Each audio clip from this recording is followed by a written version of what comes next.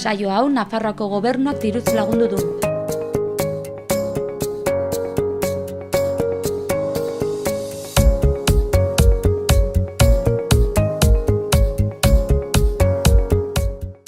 Arrastion guztioi eta ongetorri aste berri honetara.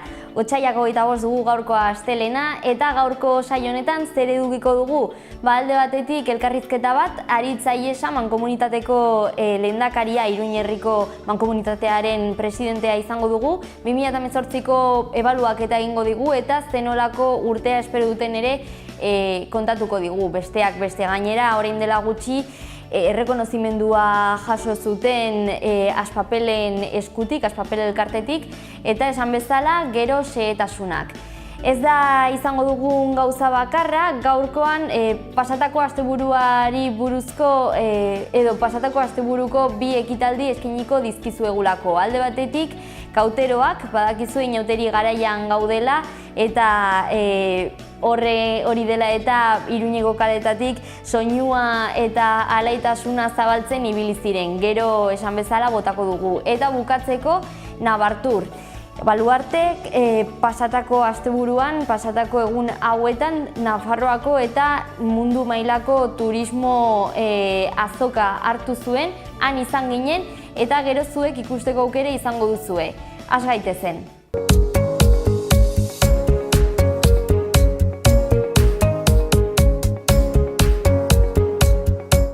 Frantzian jarriko dugu fokoa. Lehendabiziko efemeridea 1858an gertatu zen. Iraultzaileek bigarren errepublika aldarrikatu zuten. Honen ondorioz, sufragio unibertsala, esklabutzaren betirako deuseztapena eta lanerako eskubidea ezarri egin ziren, besteak beste. 1922 urtera salto egingo dugu. Urte horretan, Ganbaiseko bizar urdin hiltzaile frantses ospetsua gillotinatua izan zen. Gerrak edo guduak utzitako hamarnaka alargun eta euren seme alabak txikitu ondoren labean erre izana leporatuta.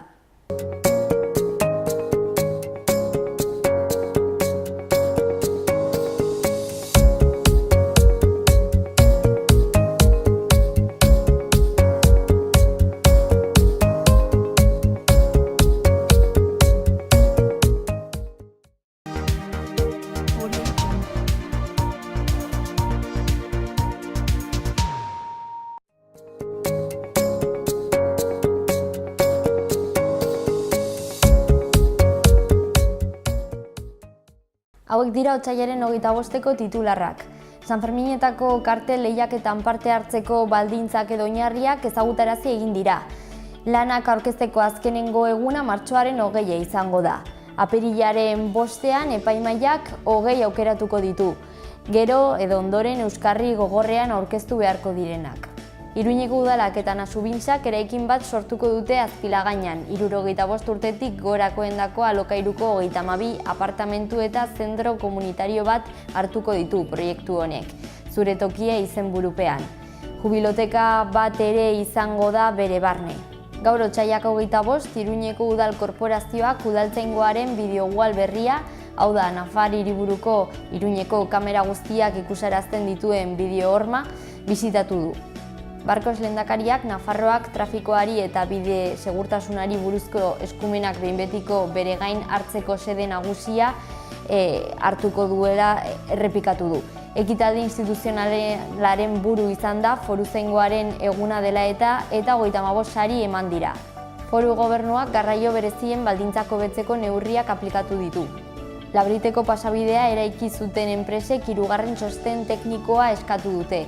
Laukoaren arabera honek Nafarroako kutxaren desagertzea ekiditu zitekeen.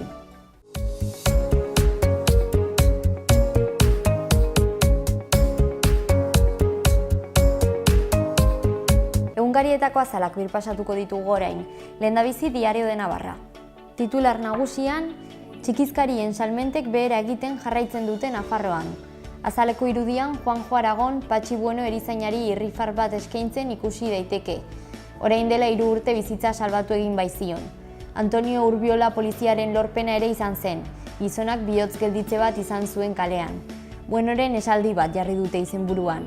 Eskerrik asko nire bizitza salbatu izanagatik. Diario de Noticiasen txanda. Titular nagusian hau jarri dute. Orain Casadok desleialak diren erkidegoetara aginpide gehiago ez transferitzea defendatzen du. Azaleko argazkian Iruñeko udaltzaingoa lanean ikusten da. Hau jarri dute azpian. Drogaren aurkako bataila Iruñean. Gara egungariko titular nagusian, pederastiaren inguruko Vatikanoko goi bilerak biktimei huts egiten die. Azaleko argazkiak Guaidó erakusten du, Guaidó jokutik kanpo azkenengo erasoaren porrotaren ostean Venezuelan izenburupean. Hedabide euskaldunei dagokienez, berri egunkaririk ez dagoenez gaur, zuzenean Euskal Herria Irratiko webgunera pasako gara. Fasismoaren aurka eta askatasunen alde ehunka lagun kalean, dio lehendabiziko albisteak. Eta alboan, umorea irrizikloan, esaten duen beste eduki bat, eta azpian Xabier Sagardoi 3. graduan ekarriko dute Iruñeko espetxera.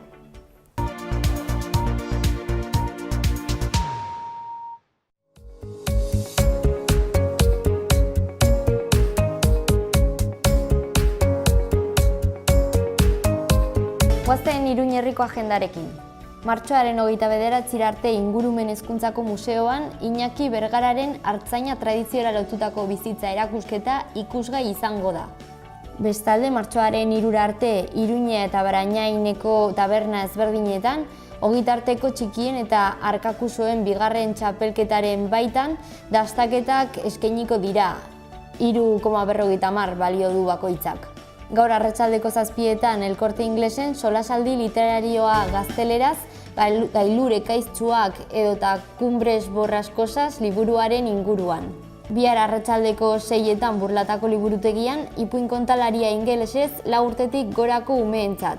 Ipuinaren ordua izenburupean, sarrera librea da. Amaitzeko asteazkenean arratsaldeko 8etan Nafarroako antzerki eskolak irrizikloaren emanaldi berri bat hartuko du. Kasu honetan bakarrizketa izango da Jose Cruz Gurrutxagaren eskutik. Sarrerak 3 euro balio du.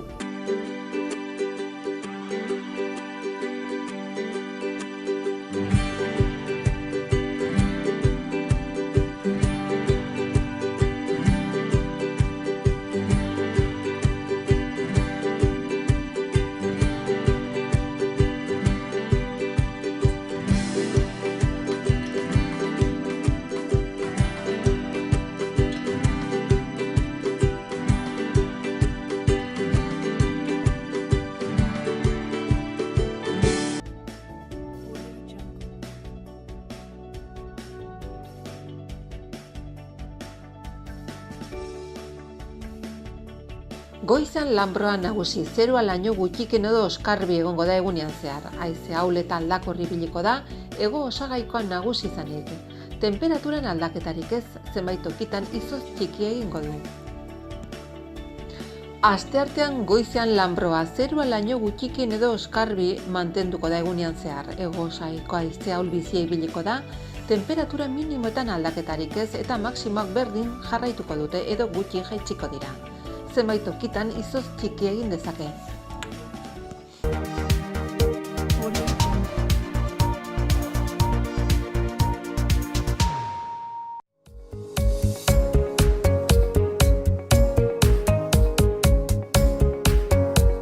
Saioarekin aurrera egingo dugu Iruñ herriko berrietara pasatuz. Hasteko Antsoaingo albisteak. Bihar otsaiak 26, 0 eta 3 urte bitarteko umeentzat antolatu den musikari txikiak deritzon lantegian apuntatzeko azkenengo egune izango da. Martxoaren 15, 22 eta 29an burutuko da tailer edo lantegi hau, baita apirilaren 5ean ere. Informazio gehiagorako udal musika eskolara jo daiteke, eskuelamusikaabildua.antsoain.es posta elektronikora idatzi edo 948-382-609 zenbakira deitu. Horretaz gain, Antsoaingo aurrekontu parte hartzaileen oinarriak udalearen webgunean zintzilikatu egin dira. Martxoaren 1ean proposamenak aurkezteko epea irekiko da, martxoaren 29ra bitarte. Udaletxearen bulegoak, ideiak edo ekarpenak hartuko ditu, fisikoki edota digitalki antsoain.eus webgunearen bidez. Antsoain alde batera utziko dugu eta Barainainera pasako gara orain. Martxoaren 7 arte Baragazten, martxoaren 8an ospatuko den nazioarteko emakumezkoaren egunaren gaineko kamiseta edo txapa sortzeko aukera izanen da. Egindako lanekin erakusketa bat osatuko da gaiari edo aferari buruz kontzientzia sortzeko. Martxoaren 11tik aurrera bisitatu ahalko da, han bertan, Baragazten, han jarriko da eta. Berri gehiago Barañeinen, 2 literatur txapelketa edo lehiaketa deitu dira hirian, bat umeentzat eta beste bat gazteei zuzendutakoa.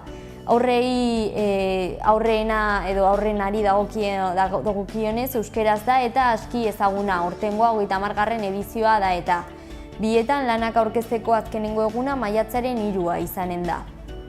Honekin lotuta edo honen harira, martxoaren 1ean Barañengo haur eskoletan aurre matrikulazioa gauzatzeko epea irekiko da. Martxoaren 15era arte luzatuko da. Udalak euskara bere barne hartzen duen ereduak kontutan hartzera animatzen ditu hiritarrak. Azken finean kultur aniztasunaren alde eta ezagupenak zabaltzearen edo handiagotzearen alde egiten da horrela, etorkizunerako aukerak handiagotuz. Barañainekin bukatzeko otsailaren 28an, aste honetan, ostegunarekin, 1 milioi bat urratsen erronkaren 2. edizioaren aurkezpena gauzatuko da. Ekimen honen 2. aldia izango da, 2. edizioa bai da, esan bezala, eta ariketa fisikoa sustatzen du proiektu honek. Xehetasunak ostegunean emango dira beraz. Zehazki arratsaldeko 6etan Barañengo udaletxeko erabilera anitzetako gelan. Amaitzeko goazen Iruña hirira. Pasatako asteburuan, larunbatean, otsailaren 23an, milaka pertsona Iruñetik, Nafar hiriburutik ibili ziren askatasunaren aldeko martxa izenburua zeraman manifestazioan. Nafarroako hainbat kolektibok edo taldek deituta gizarte askeago eta justuago bat defendatzen zen eta joera fascista frankistarren berpizkundearen aurka egiten zen. Iruñeko udaletxe plazatik edo enparantzatik irten zen Nafarroako bandera handi batekin. Sarasate pasalekuan, Foruen monumentuan zehazki bukatu zen eta bertan manifestu bat irakurri egin zen, libertade demokratikoak eta eskubide sozialak babestearen alde egingo zela adieraziz. Eskubide horiek oparituak ez direla, lana eta borrokaren emaitzea direla baizik ere nabarmenduz.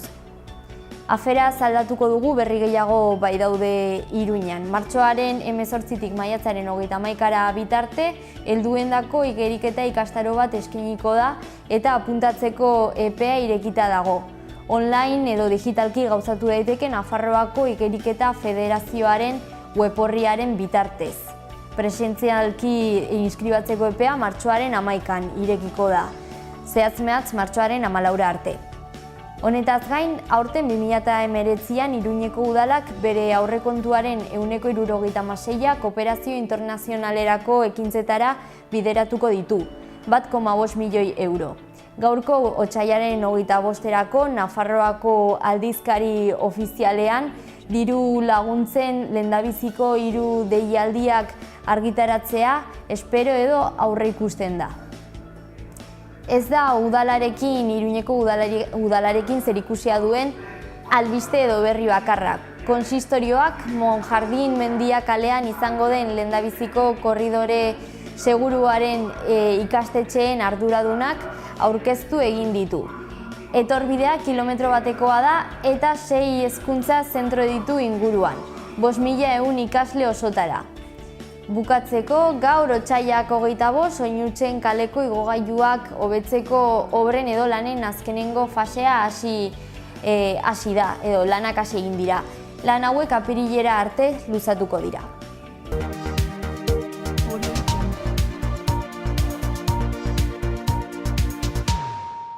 Pasa gaitezen Aritza Iesarekin, Iruin herriko mankomunitateko presidentea, 2018ko ebaluaketa egingo digu besteak beste. Eta ondoren, asteburu honetan Iruinetik kauteroak izan dira, inauteri garaian gaude eta hori da ikusiko duguna.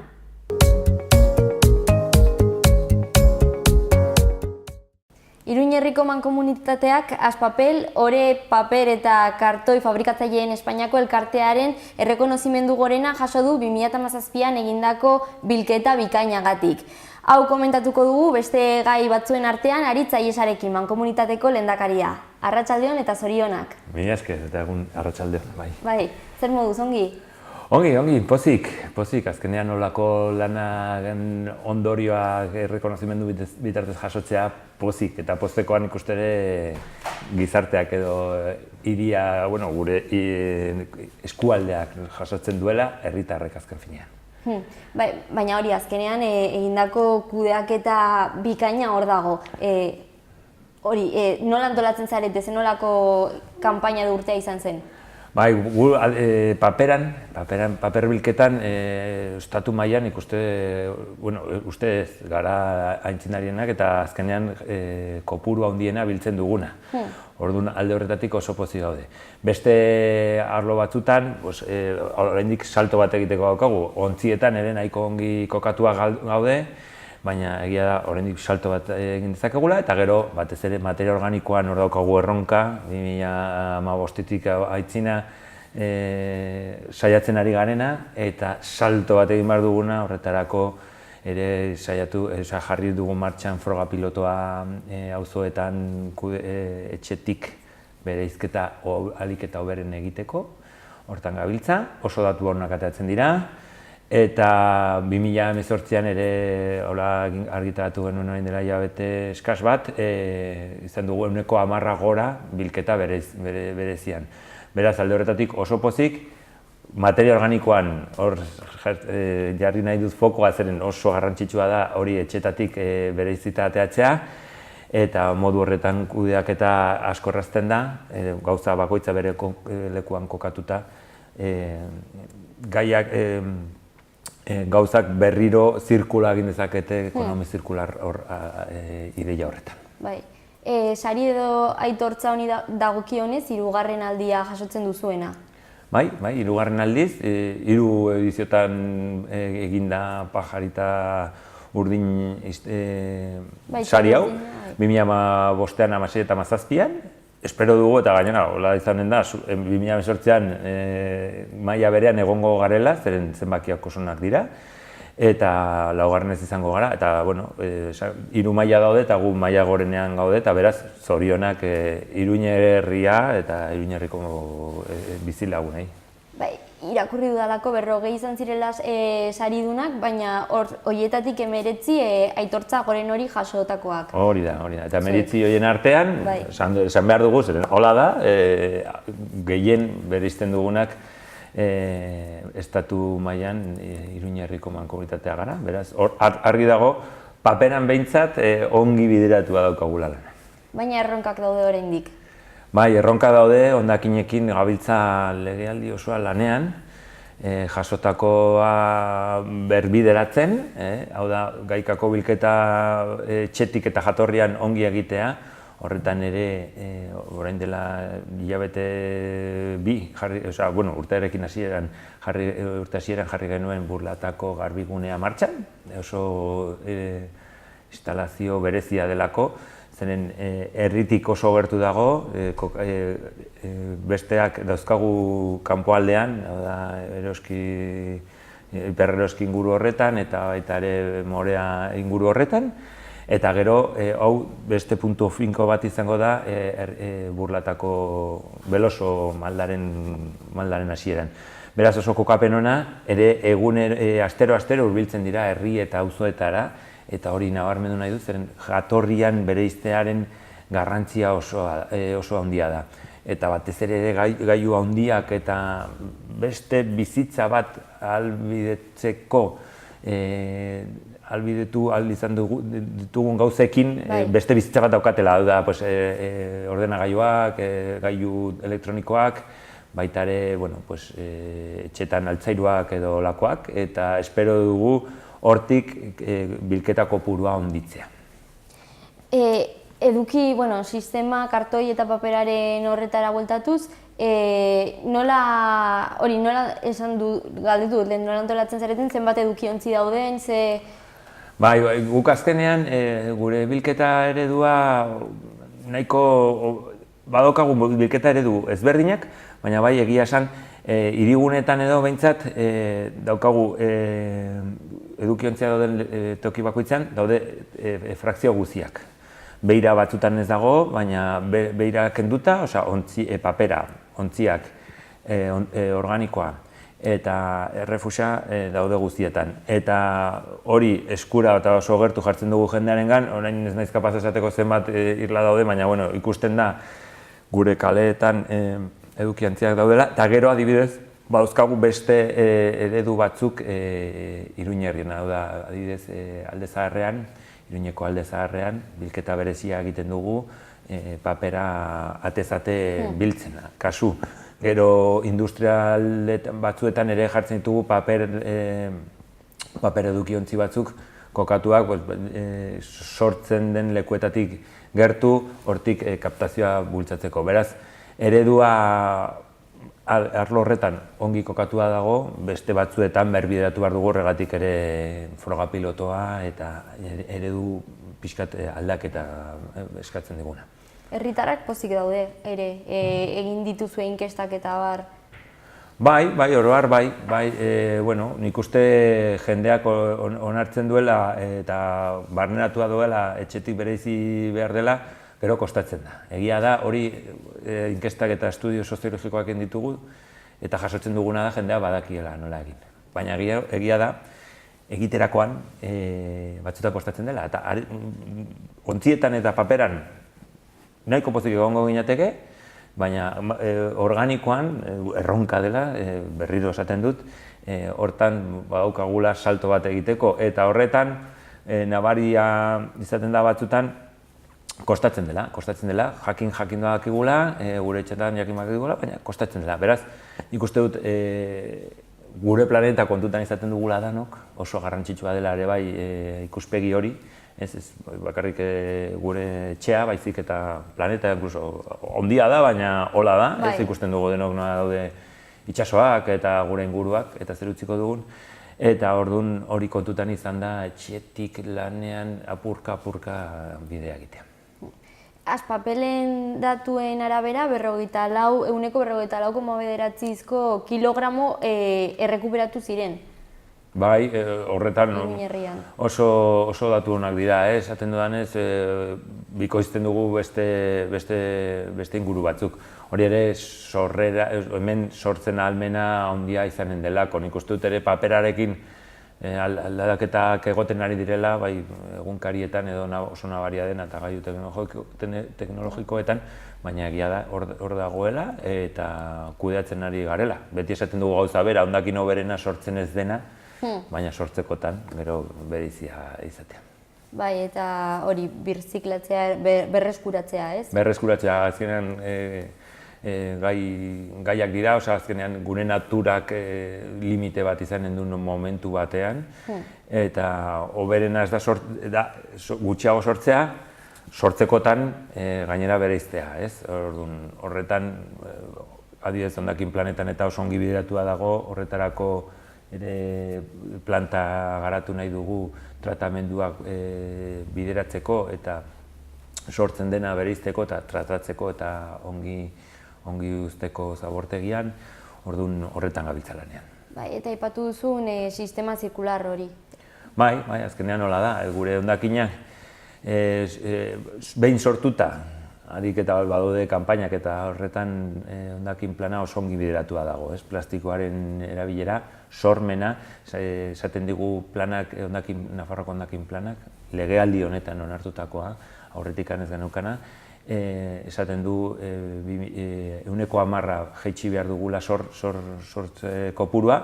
2018an Iruñerrian 1,4 inguru igo da, baina bai egia da, igoera hori dena bere lekuan kokatu dela. Ez da berez notizia berri ona igo izana, zeren sortzea arazo bat izango zen, baina bai gero egia da gauzak bakoitza bere lekura joan dela. Orduan, esan genezake 2018an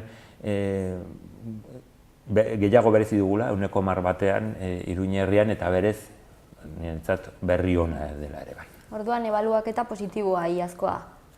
Bueno, positiboa, bai, joera aldaketa bat ikusten dugula. Eta hori guretzat oso garrantzitsua da. Azkenean, legealdi honetan hasi ginen kokatzen, hondakin plana gabe geunden, eman komunitatean ez genukan plan bat eta orain daukagu, eta martxan jartzen ari gara. Beraz, berbideraketa hori noranzko egokian jartzen ari garela uste dut, lanak eta hurrengo legealdian jarraitzeko ilusioa eta estrategia eta proiektuak badauzkagula, eta guretzat oso garrantzitsua izango da jarraitzea aldaketa horretan sakontzen, eta espero dugu hala izatea, ateratzen da, baina gainera gure ideia, batez ere mankomunitatean izan da, proiektua amankomuna izatea. Hau da, adostasunean oinarritua, besteekin partekatu dugu, alden neurrian adostasunean garatu dugu, eta hola izan da.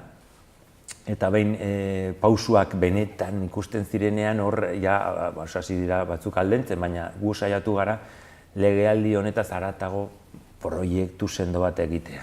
Zeren uste dugu, hondakinen asuntoan beriziki, legealdi bat baina haratago daukagun arazo edo lan bat dela.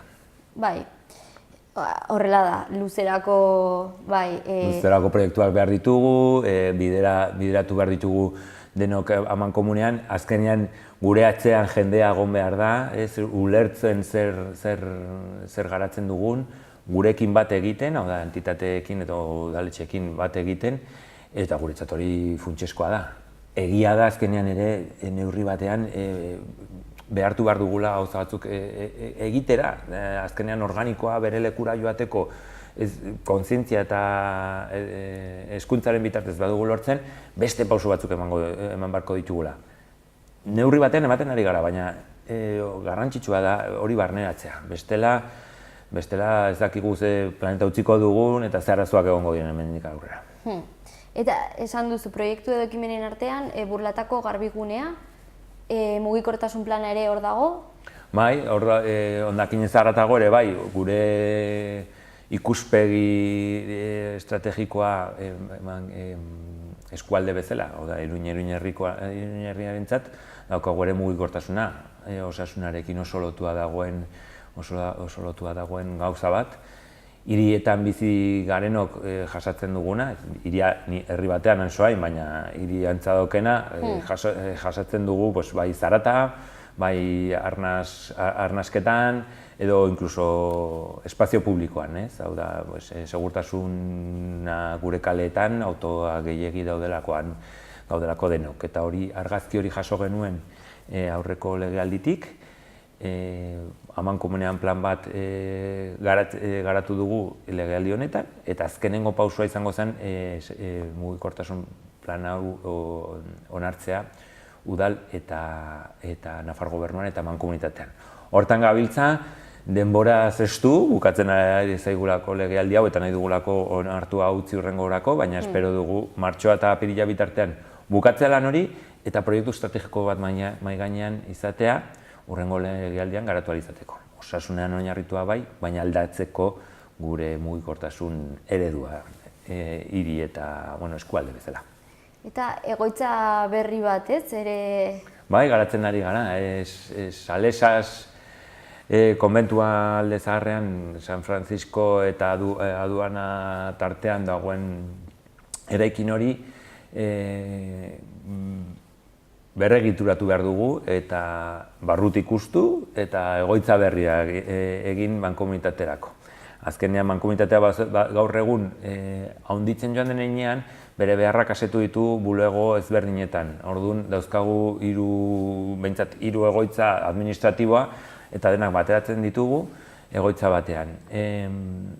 Egoitza horretan ere jendearekiko arreta egongo da eta administrazio guztia esaten dudan moduan, eta uste dut kokapena berez, ona dela, jasotako eraikina,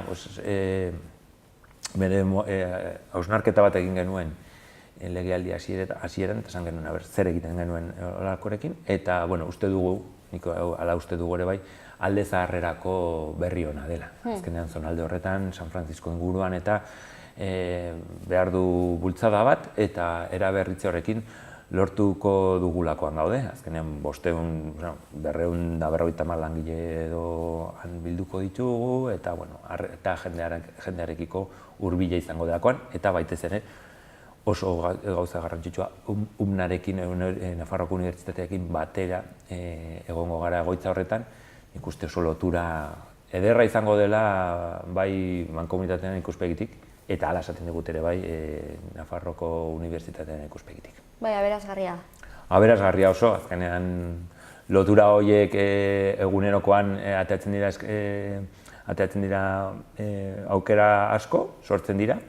Egia da, unibertsitatea leku txikia, baina espero dugu oso bizia, azkenean izango duen espazio publikoa edo eliza zaharra, egoitza horren eliza zaharra berreskuratzean hor espazio publikoa sortuko da, eta horrek erabili nahi izan du Nafarroako Unibertsitateak, eta baita ere bulego bat arretarako eta informaziorako erdigunean izatea, garrantzia handia ematen diola Nafarroako Unibertsitatea horri, eta guretzat neurri batean ere interesgarri izango dela. Orduan, buru belarri indarrean dagoen azkenengo, legislatura honen azkenengo txanpan. Bai, buru belarri eta gainera itxaropentsu, oso itxaropentsu eta oso pozik.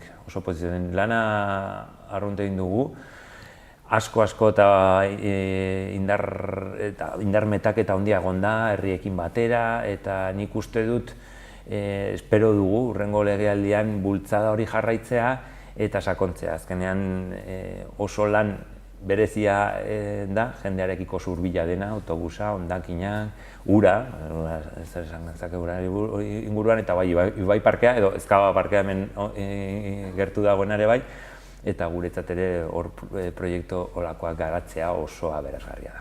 Ikastetxekin eta bar ere aritu zarete lanean. Bai, ikastetxekin daukagu hezkuntza programa bat, eta oso, momentu honetan ikuste dut ere berriro goranzko bat handia izan duena, eta nik uste, lehen komentatzen genuena, azkenean naturarekiko eta gure planetarekiko kezka edo sentsazio, guazen honen inguruan zer egiten dugun eskoletara iristen ari dira. Eskola eta haratago, daukagu programa bideratua kolektibo gehiagontzako eta jasotzen ditugu eskaerak, eta zentzu horretan pozik gaude. Lehen aipatu zuen hezkuntza oinarri bezala, hor kontzientzia berri bat, edo sentsibilizaziorako. Bai, uste azkenean denok esaten dugu eta sentitzen dugu naturarekiko lotura edo, neurri bat handiagoan edo txikiagoan, baina gero bai egunerokoan batzutan aldaketak egitea kostatzen da. Baina nik uste adibide gisa mugikortasunean 2018an autobus erabilera maila gorenean jarri dugu. 39 milioi bidai izan ditugu autobusan. Hori izan nahi du, hor bidai asko daude lehen beste modu batez egiten zirenak, eta segurazki autoan egiten zirenak. Beraz, autoaren erabilera jaitsi izanen da autobusara igo garelako. Egia horretan, aldaketa, kontzientzia aldaketa baldin dago bai, baina apostua ere egin da udaletxe eta mankomunitatetik gehi ekonomikoki egoera hobeagoa dela, eta hori ere kontziente gara eta denon lana da, hori ongi batea. Denon arteko lana hori bideratzen badugu, jasangarriagoa den planeta batekin lotzen badugu, are hobeago.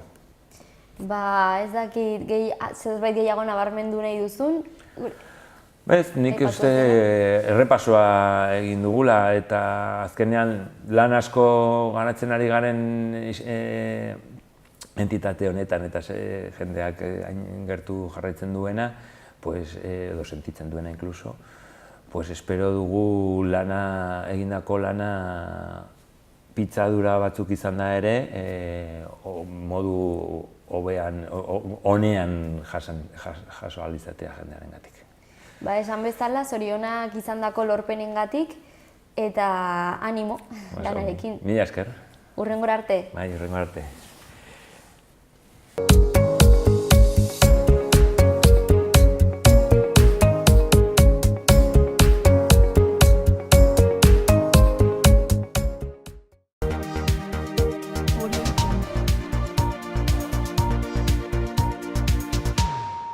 Kauteroetaz gain, pasatako asteburuan Baluartek Nabartur azoka, turismo azoka internazionala hartu zuen eta han izan ginen gu. Horrekin utziko zaituztegu eta agurtuko zaituztegu ere bihar arte. Orduan arratsalde ona izan, eskerrik asko egoteagatik eta esan bezala, asteartera arte.